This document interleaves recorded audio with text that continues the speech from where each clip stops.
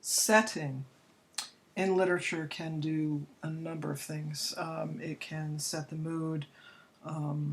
It can point to a kind of enveloping action of what's going on, some kind of cultural or historical importance of the events. But there's another thing that setting can do that your book doesn't quite mention, and that is setting can indicate belonging. And particularly when you're reading any sort of a novel that has spaces that characters move through back and forth, and they belong someplace and they don't belong someplace else, then the setting is pointing to their social status and where they belong, which also points to their identity and who they are. And in Love Medicine, most of the characters move back and forth between these two spaces. The reservation space, the place where the Indians are, and the non-reservation space, which is dominated by Anglos. But there's a third space that I call, well, I didn't invent the idea of the wastelands. The wastelands is actually a very, very old concept, and it goes back to the oldest literature that you can find anywhere. And the wasteland is a space that specifically is not intended for human beings to live. And you have two such spaces. In Love Medicine, one would be the woods, and that is where the Morriseys find June as a child living off of tree sap. And they collect her and take her to Marie because they know that Marie can raise her, and none of them really can. They're not capable.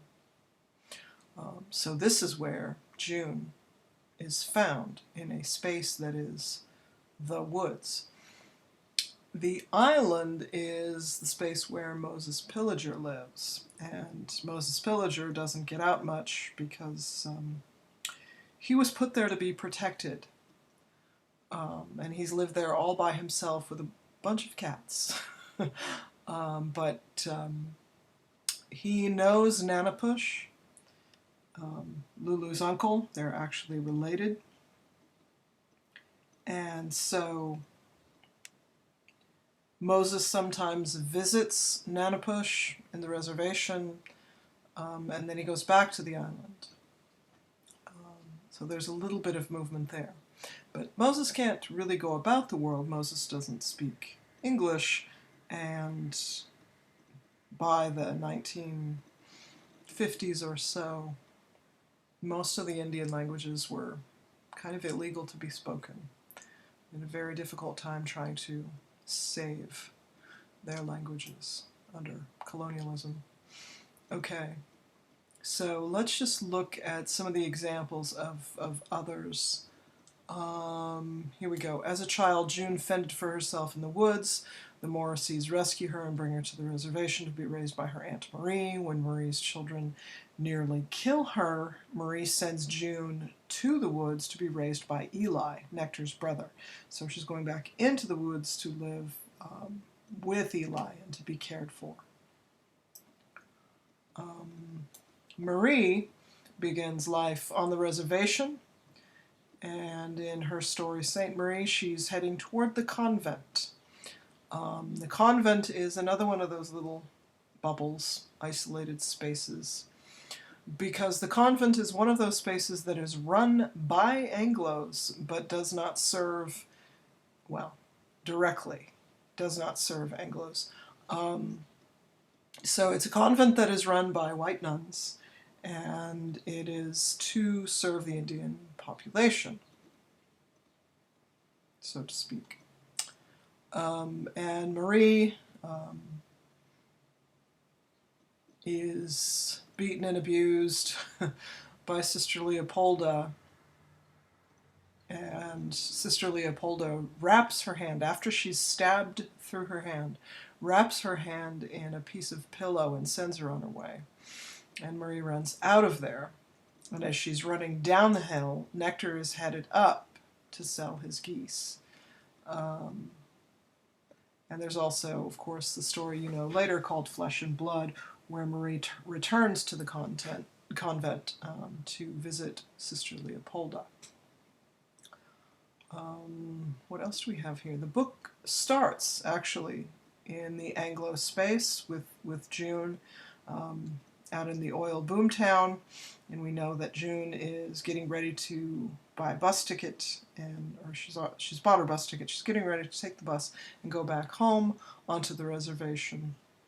And in the same chapter, June's wake happens on the reservation. So there's a lot of movement back and forth. Lulu is born on the reservation and is sent to the Anglo boarding school. It's not too clear to me from the book if the boarding school is far away, but is it on reservation land or off it? It's most likely on it because it's a boarding school for Indians.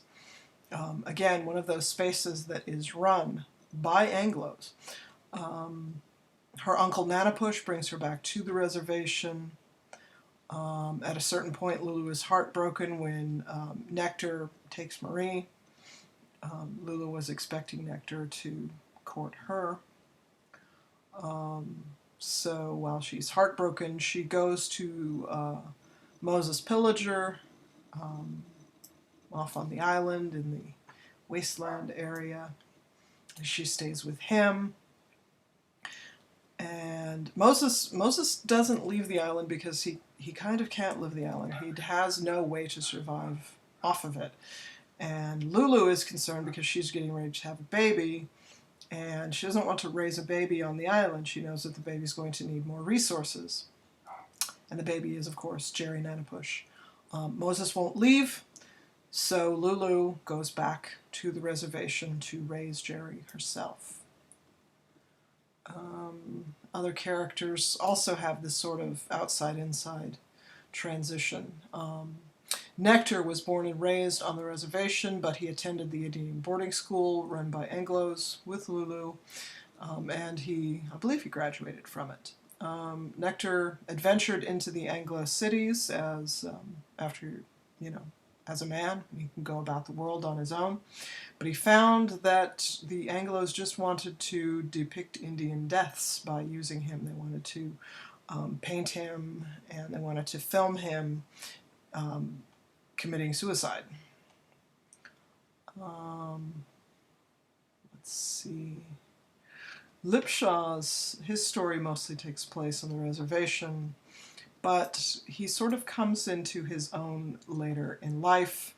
His grandmother lets him know who he is and who his parents are, and so he goes out into the Anglo world to find them.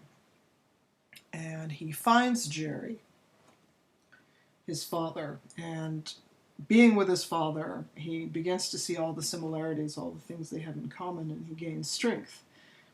And he helps to save his father from a life in prison, and he also brings, if you like, his mother's legacy back home. That car that King had purchased with June's money ends up being in Lipshaw's hands, and they're both sons of June, King and Lipshaw. But, King is not a very nice person.